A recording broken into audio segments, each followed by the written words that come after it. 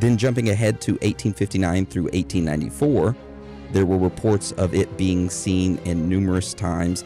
It was carrying off anything that moved, and this was located in Hannonfield, Bridgetown, Smithville, Long Branch, and Leeds Point.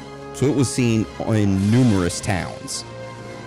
Now, it is worth noting that a man named W.F. Meyer from New York had written down some interesting information while he was visiting the Pine Barrens during that time period. He stated that most of the locals in the area would actually stay in their homes as soon as it got dark, and that they were scared of some kind of creature. Also during that time, a prominent businessman named George Sorosi claimed he had saw the Jersey Devil near the New York-New Jersey border. Now, this would be the last sighting until 1909. So, of course, since there hadn't been any sightings of this creature, and since it was the start of the new century, many people believed that the legend of the Jersey Devil had run its course, and that this creature had either disappeared or died, and the talk of it kind of like died down.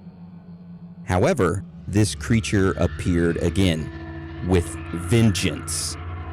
So during the week of January 16th to January 23rd of 1909, the Jersey Devil, southern part of New Jersey and Philadelphia, there would be reported sightings from over 100 different individuals.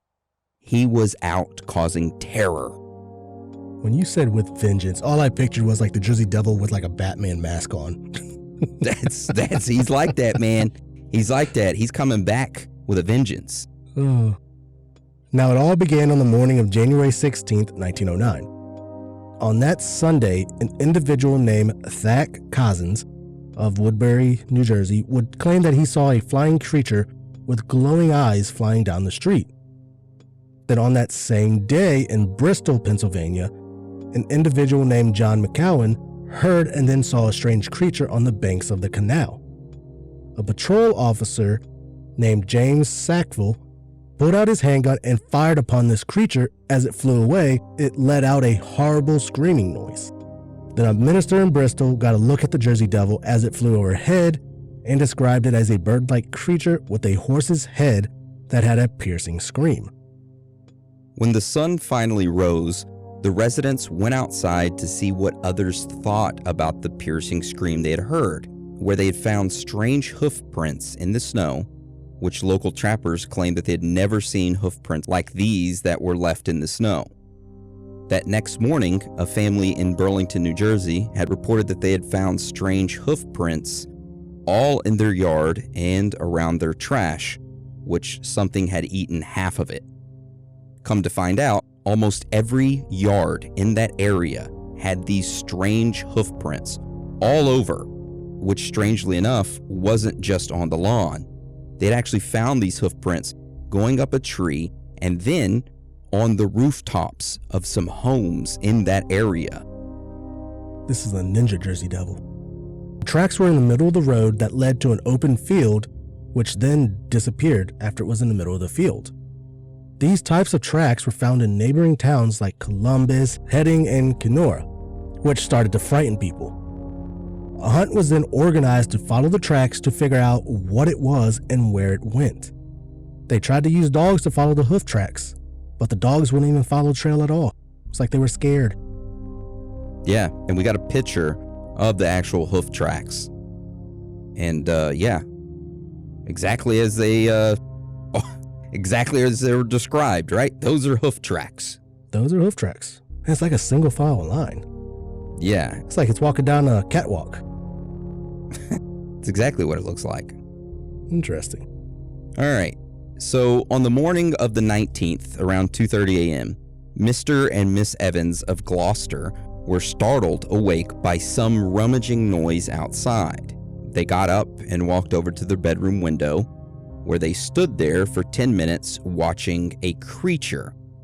Mr. Evans described the creature as, and we quote, "It was about 3.5 feet high, with a head like a collie dog and a face like a horse. It had a long neck, wings about 2 feet long, and its back legs were like those of a crane, but it had horse's hooves. It walked on its back legs and held up 2 short front legs with paws on them. It didn't use the front legs at all while we were watching. My wife and I were scared. I tell you, but I managed to open the window and say, shoo! And it turned around, barked at me, and flew away. Then we have a picture that goes along with it. I don't know if he drew this picture or I guess when he described it, someone decided to draw it. But it's a interesting picture. Yeah, it is. All right, so by that following Tuesday afternoon, 2 hunters decided to track down the Jersey Devil. They followed a trail for about 20 miles through Gloucester.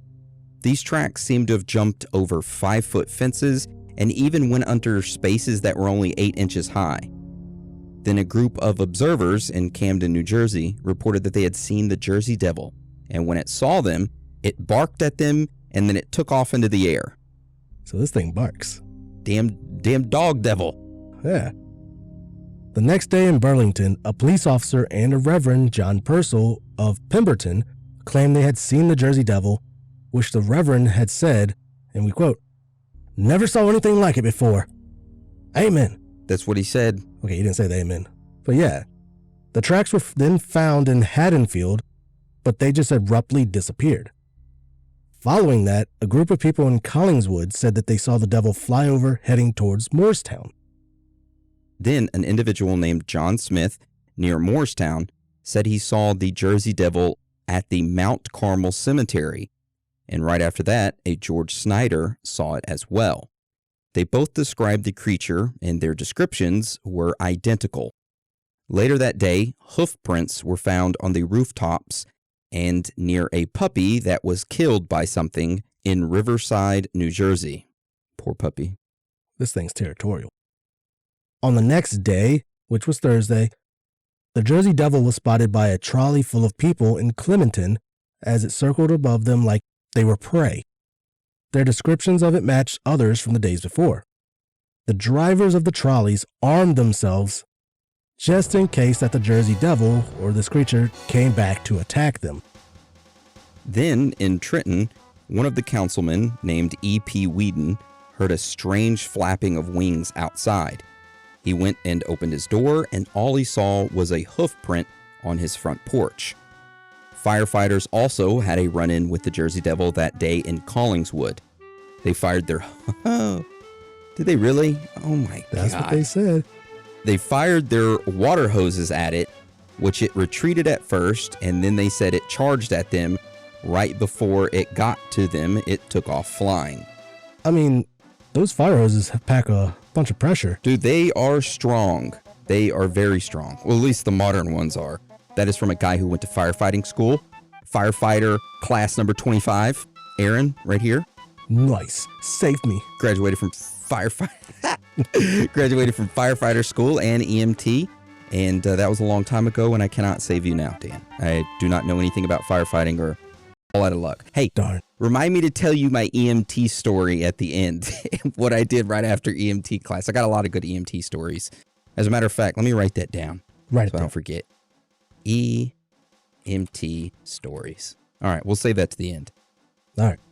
So back to the story. Later that night, Miss Zorbinski, who lived in Camden, heard a commotion outside in her yard. She opened up the door and saw this creature standing there with her dog in its grips. She grabbed her broom and started wailing the shit out of it to let go of her precious little pupper, and it flew away.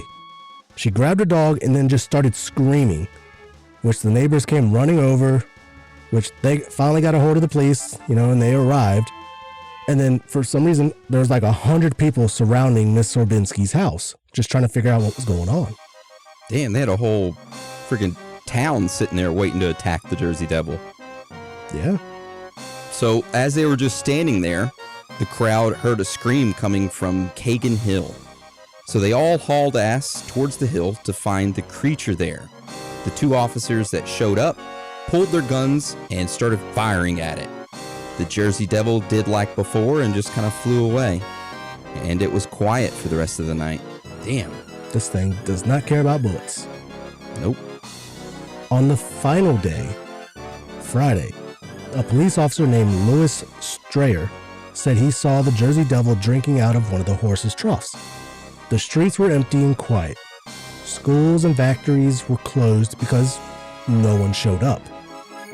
Many of the New Jersey residents were just so scared they wouldn't leave their house.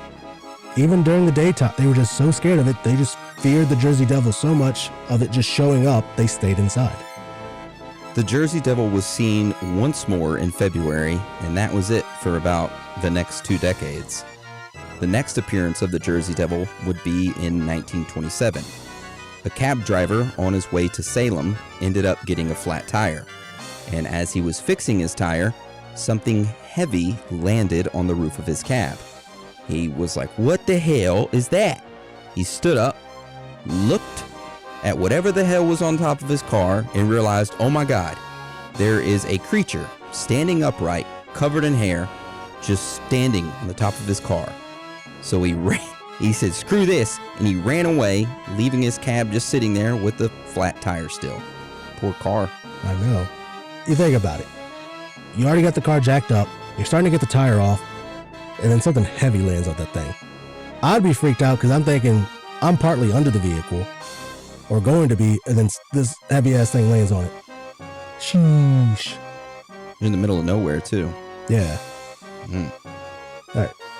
Now, in 1961, 2 couples that were parked in a car in the Pine Barrens, probably on a double date, heard a loud screeching noise outside, which then suddenly the roof of the car was smashed in. They took off from the area but decided to return later to see if there were any signs of anything. When they got to the spot again, they heard the loud screeching and they looked up and could see something flying along the trees. And as it was flying, it was breaking branches and sending chunks of bark down on them. Damn. So I wouldn't have gone back. So fast forward about 5 years, and in 1966, a farm was raided, supposedly, by the Jersey Devil. 31 ducks, 3 geese, 4 cats, and 2 dogs were killed. And one of the dogs was a German Shepherd, which had its throat ripped out. Jesus. That's terrible. Thing's brutal. Yep. And then in 1987, in Vineland, another German Shepherd was found torn apart and the body was actually gnawed on. The body was located about 25 feet from the chain which had been hooked to him, which people believed it was a Jersey Devil because there were some strange tracks that no one could identify by the body. Damn. Man. That's some crazy ass sightings. Yeah. Dude, that farm got raided. Dude, that's a lot of livestock. Yeah, it is. I wonder if him and the Chupacabra tag teamed it. Dude, probably. Yeah. All right, so that's it for sightings right now. So we're going to get into these strange facts and findings and then theories. So Dan, do you want to start it off for us and tell us about this first strange fact and finding that we have? All right. So our first strange fact and finding is over the beef between the Leeds and the Franklins, which when I say Franklins, I'm talking about Benjamin Franklin. So Daniel Leeds came to America in 1677 and settled in Burlington, New Jersey, and he decided to publish an almanac. That didn't sit well with the Quaker neighbors of his because of his overuse of astrology in his almanac. But that didn't stop him though. Being a Quaker himself, they did call him evil for using it. So I guess they were scared of astrology back then. So he ended up writing a couple books talking about the Quakers' misdeeds, which of course outraged them, and they started calling the Leeds Satan's Harbinger. So Daniel's son, Titan Leeds, took over running the almanac after his father, and that is when Benjamin Franklin comes into the picture. So Franklin was trying to make a name for himself as a publisher. So as a publicity stunt, Franklin, using a different name, which was Poor Richard Saunders, claimed that the astrological calculations showed Titan would die in 1733. When the prediction didn't pan out, Leeds called Franklin a liar and a fool. But Franklin, decided to keep up this act though. He claimed that since Titan Leeds had actually died, his ghost must be doing all the shouting now, which Leeds tried to defend himself, but Franklin said, oh, he was resurrected from the dead, which of course, like we said earlier, witchcraft was huge back then. People actually believed that Titan was resurrected from the dead, and instead of buying his almanac, people started buying Poor Richard's Almanac. So the term Leeds Devil stood as a symbol of political ridicule and scorn during the Revolutionary War, because the Leeds did